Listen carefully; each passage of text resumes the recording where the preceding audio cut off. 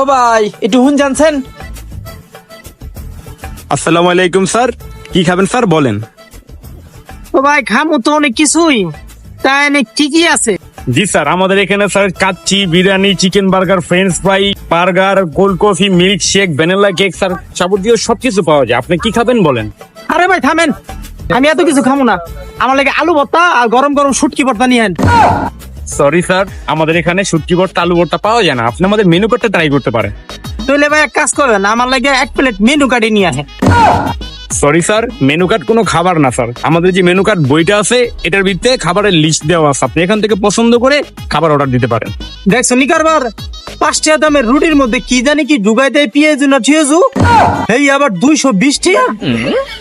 আচ্ছা এক কাজ করেন, আপনি আপনি ওই যে ওই কি জানি কয় মুরগির ঠ্যাং, ওই 2টা মুরগির ঠ্যাং নিয়ে আনেন। ওকে স্যার, 5 মিনিট নিয়ে আসছি।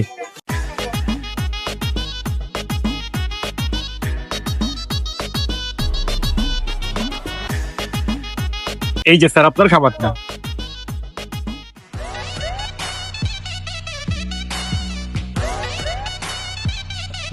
Bye,